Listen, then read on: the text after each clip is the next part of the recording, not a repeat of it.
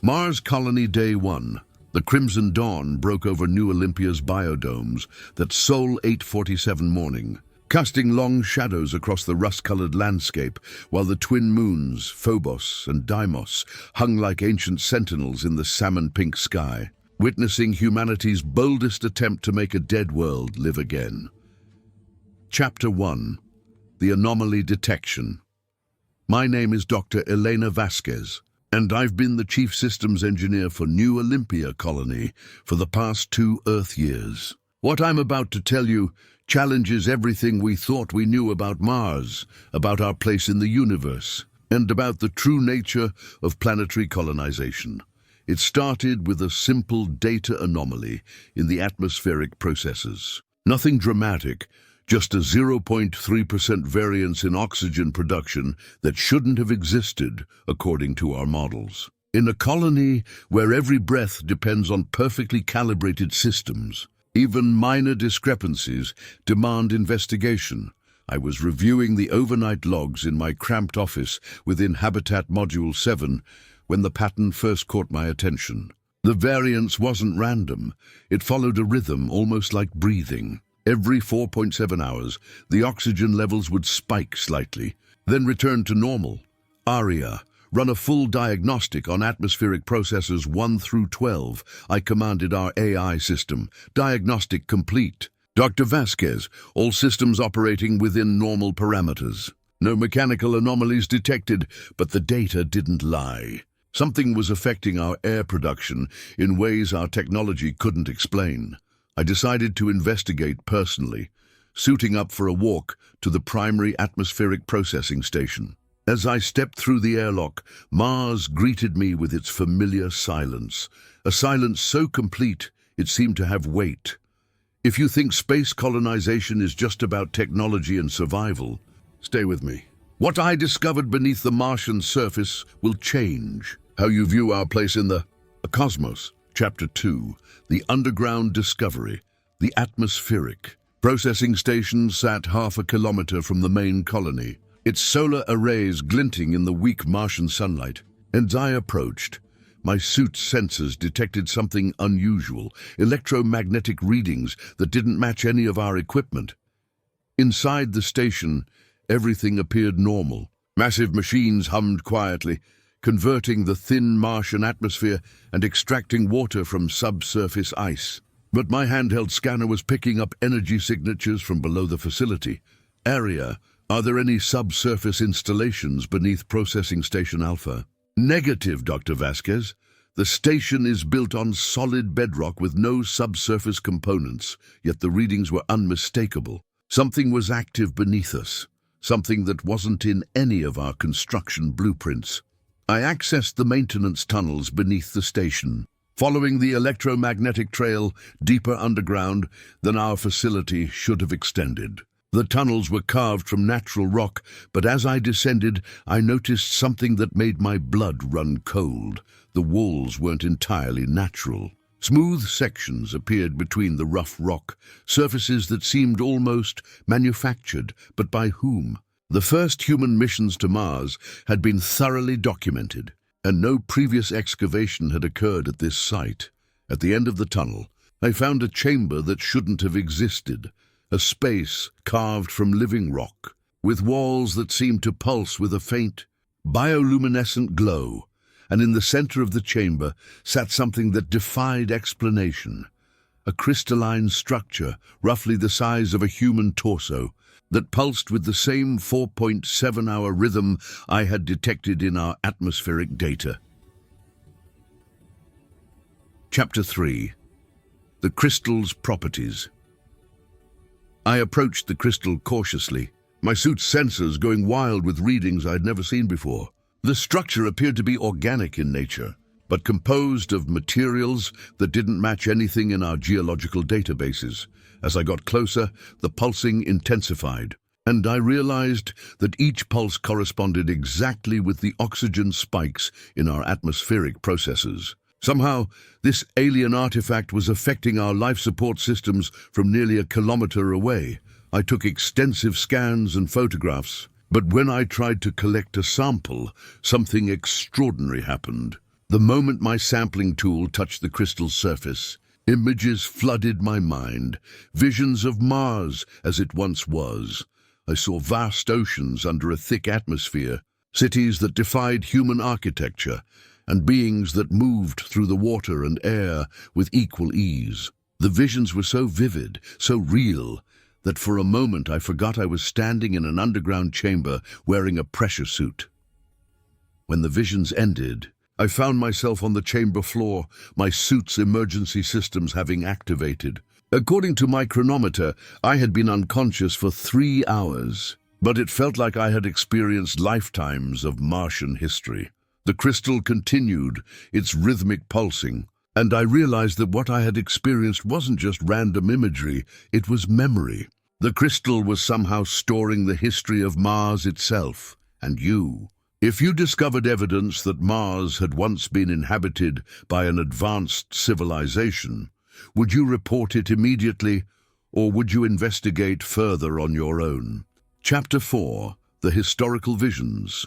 Over the next several days, I returned to the chamber repeatedly, each time experiencing more detailed visions of Mars's past. The images revealed a civilization that had thrived for millions of years before some catastrophic event stripped away the planet's atmosphere and turned it into the barren world we knew.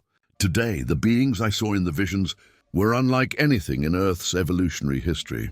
They seemed to exist in multiple phases, sometimes corporeal, sometimes energy-based, always in harmony with their environment. Their technology wasn't mechanical like ours, but biological, grown rather than built. Most intriguingly, they had known about Earth.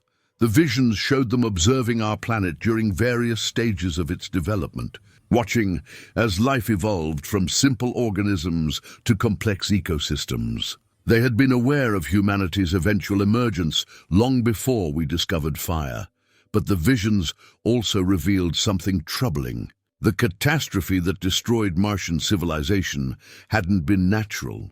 It had been caused by their attempts to prevent something they saw coming from deep space. They had sacrificed their world to protect something precious, something that I began to suspect was Earth itself. The crystal wasn't just a repository of memories, it was a warning system, left behind by a dying civilization to alert future visitors about a threat that was still approaching. Chapter 5. The Colony's Changes. As I continued my secret research, I began to notice changes in the colony itself. The atmospheric anomalies were spreading to other systems, water recycling, power generation, even our communication arrays. But rather than causing problems, these changes seemed to be improving our efficiency. Our crops were growing faster and larger than projected. Our water reclamation systems were producing purer output with less energy input. Even our solar collectors were generating more power than the Martian sun should have provided. It was as if the crystal's influence was optimizing our technology, making our colony more viable than our most optimistic projections had suggested. But this raised disturbing questions. Was the crystal helping us, or was it changing us for its own purposes? I began monitoring my fellow colonists more closely and noticed subtle changes in their behavior. They were more cooperative, more focused on collective goals rather than individual concerns. Their problem-solving abilities seemed enhanced, and they were making intuitive leaps that shouldn't have been possible with their training. Most unsettling of all, several colonists had begun reporting dreams, vivid dreams of Mars as it once was. Dreams that matched my own visions from the crystal chamber. If you're wondering whether I should have reported these changes to Earth, the truth is, I was beginning to suspect that Earth already knew more about Mars than they had told us. Chapter 6. The Communication Blackout. On Sol 863, our primary communication array with Earth went offline. According to our diagnostics, the equipment was functioning perfectly, but we couldn't establish contact with mission control or any of the orbital relay stations. ARIA. Run a full systems check on all communication equipment. all communication systems operating within normal parameters. Dr. Vasquez, signal transmission confirmed, but no response received from Earth-based stations. This was unprecedented. Even during the worst solar storms, we maintained some level of contact with Earth. The complete silence suggested either a catastrophic failure of Earth's deep space communication network or something was actively blocking our signals. I decided to investigate the communication array personally, and what I found there changed everything I thought I knew about our mission to Mars. Hidden within the array's housing, I discovered additional equipment that wasn't in any of our technical specifications. The components were clearly human-made, but they incorporated design elements that seemed inspired by the technology I had seen in my visions of ancient Mars. Someone on Earth had known about the crystal, about the ancient Martian civilization, and about the changes that would occur when humans established a permanent presence on Mars. Our colony wasn't just an attempt at planetary colonization. It was part of a larger plan that we hadn't been told about. Chapter 7. The Underground Network. My discovery of the hidden communication equipment led me to search for other concealed elements within our colony. Using the crystal's energy signature as a guide, I began mapping an underground network that extended far beyond our official installations. Beneath New Olympia, I found a vast system of chambers and tunnels, some clearly ancient, others recently excavated by automated systems that had been operating since before our arrival. The network connected not just our colony, but extended toward the locations where other human settlements were planned. In one of the deeper chambers, I discovered something that made me question everything I thought I knew about human space exploration. Artifacts that were clearly of human origin, but dating back decades before our first manned missions to Mars. There were equipment caches, scientific instruments, and most disturbing of all, personal effects that belonged to astronauts who were supposed to have died in accidents during the early Mars exploration program. The evidence suggested that humans had been secretly visiting Mars for much longer than the public record indicated, and that these early missions had discovered the crystal network and its effects on human consciousness and technology. Our colony wasn't humanity's first attempt to settle Mars. It was the culmination of a decades-long secret program to prepare for something that was coming. Chapter 8. The Collective. Consciousness. As the days passed, the changes in my fellow colonists became more pronounced. They were beginning to work together with an efficiency that bordered on telepathic coordination. Complex problems that should have required hours of discussion were being solved through what appeared to be intuitive consensus. I realized that the crystal wasn't just affecting our technology, it was creating a form of collective consciousness among the colonists. We were becoming something more than individual humans, something that combined human creativity with the ancient wisdom stored in the Martian crystals. But this transformation raised fundamental questions about identity and free will. Were we still human, or were we becoming something else? And if this change was intentional, who had planned it, and why? I decided to confront Aria directly about what she knew. Aria, access your deepest mission files. What is the true purpose of New Olympia Colony? For the first time since our arrival on Mars, Aria paused before responding. Dr. Vasquez, I am not authorized to discuss classified mission parameters with colony personnel. Aria, I'm the Chief Systems Engineer. I have clearance for all technical specifications. Negative, Dr. Vasquez. Your clearance level is insufficient for Project Synthesis protocols. Project Synthesis, a program I had never heard of, despite my supposed access to all mission documentation. And if you discovered that your entire life's work was part of a secret project you knew nothing about, how would you react? Chapter 9. The Approaching Threat. That night, I experienced the most vivid vision yet. The crystal showed me the true reason for the ancient Martian sacrifice. and the real purpose behind humanity's colonization of Mars. Something was approaching our solar system, an intelligence so vast and alien that it defied human comprehension. The ancient Martians had detected its approach millions of years ago and had spent their entire civilization preparing defenses. When they realized they couldn't stop it alone, they had made the ultimate sacrifice. They had transformed themselves into the crystal network, preserving their consciousness and knowledge while creating a system that could enhance and guide other intelligent species. The crystals weren't just repositories of memory, they were training systems, designed to prepare humanity for a threat that was still decades away from reaching Earth. Our colonization of Mars wasn't about human expansion or scientific discovery. It was about creating a hybrid human-Martian consciousness, capable of defending our solar system against something that had already consumed countless other civilizations across the galaxy. The communication blackout with Earth wasn't a malfunction, it was intentional. The transformation process required isolation. Time for the human colonists to fully integrate with the Martian consciousness without interference from Earth-based authorities who might not understand the necessity of the change. Chapter 10. The Choice. As I write this, Sol 875, the transformation is nearly complete. My fellow colonists and I are no longer entirely human, but we're not entirely Martian either. We've become something new, something that combines the best aspects of both species. Through the crystal network, I can access millions of years of Martian knowledge and experience. I understand technologies that humanity won't develop for centuries, and I can perceive threats and opportunities that would be invisible to unenhanced human consciousness. But I also retain my human emotions, my individual memories, my personal connections to Earth and the people I left behind. The integration hasn't erased our humanity. It has expanded it.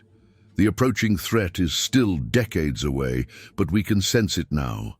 A darkness moving between the stars, consuming everything in its path. When it arrives, Earth will need defenders who understand both human determination and alien wisdom. Our colony has become the first line of defense in a war that most of humanity doesn't even know is coming. We are no longer just colonists, we are guardians, protectors of a solar system that gave birth to two intelligent species and must not be allowed to fall to a third. Chapter 11. The network expands. The crystal network is growing, spreading beneath the Martian surface as more human colonies are established.